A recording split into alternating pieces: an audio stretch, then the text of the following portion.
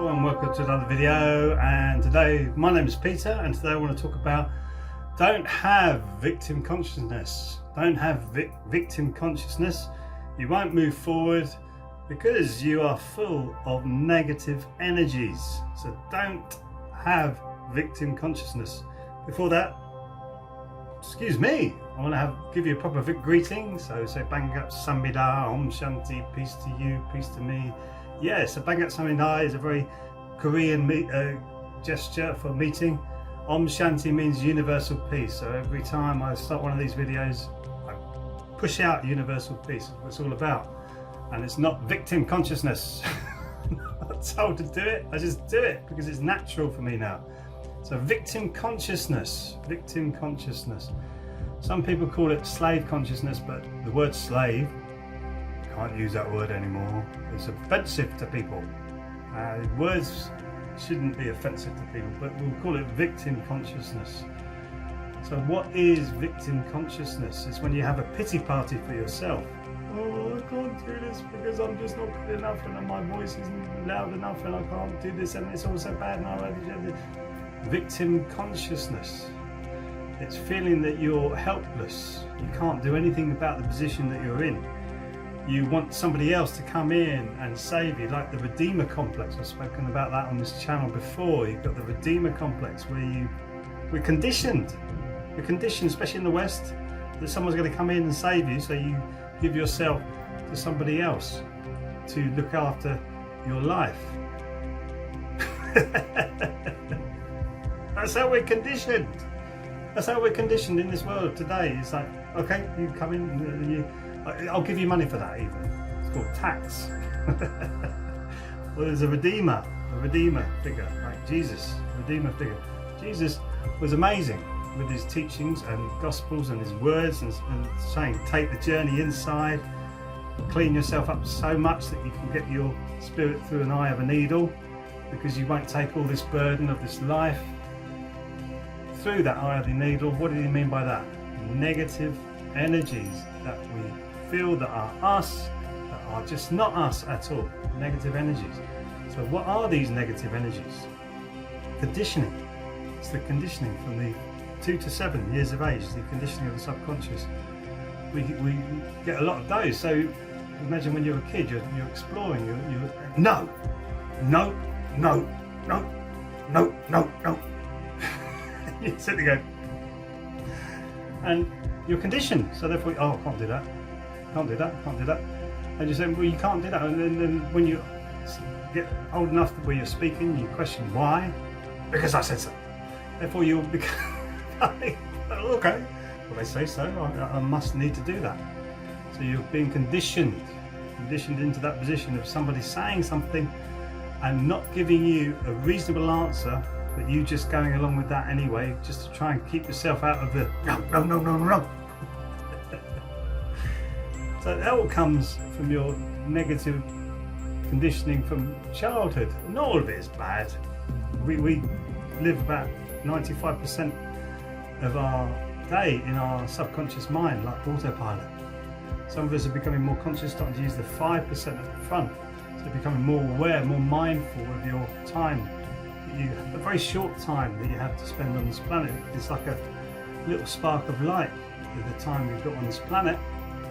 So mindfully enjoy it, and not with the negative energies. Where can these negative energies come from? Well, a trauma. Trauma is also a phenomenal way of holding on to negative energies.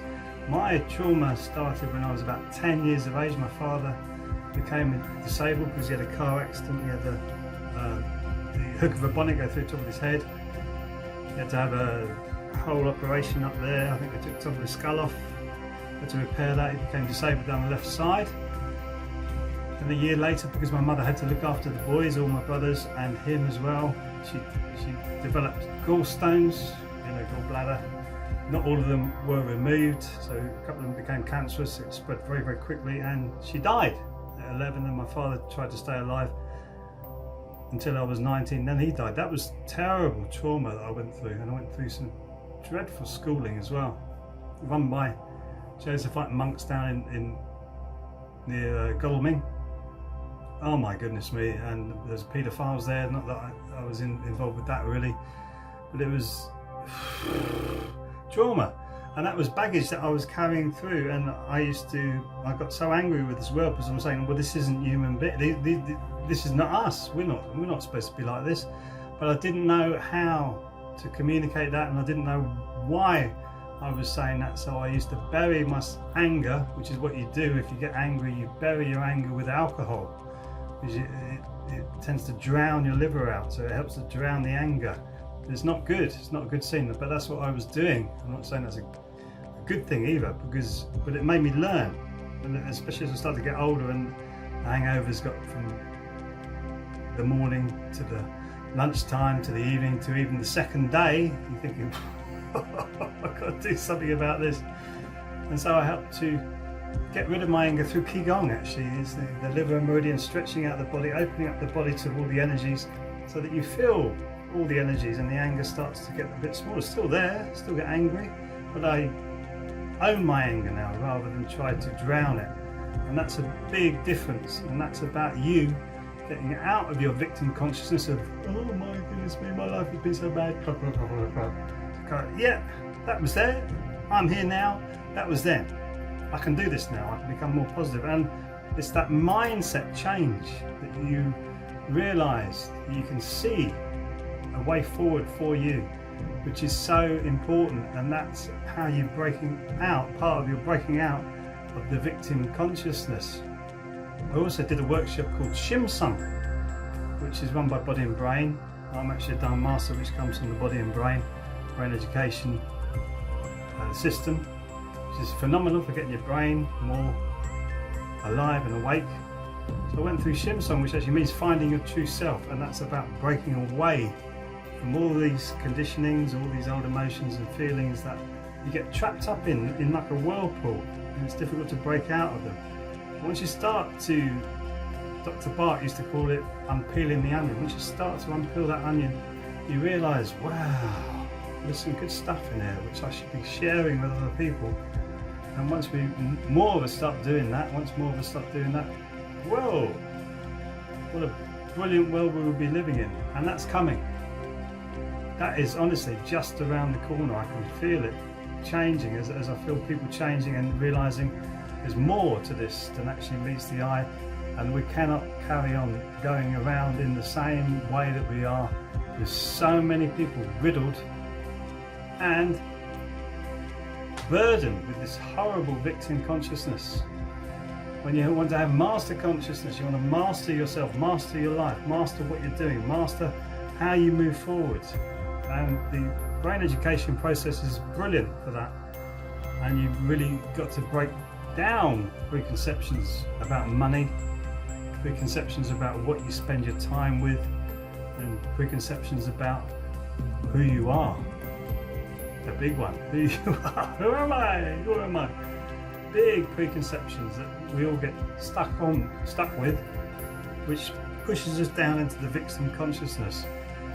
You don't need to be in victim consciousness.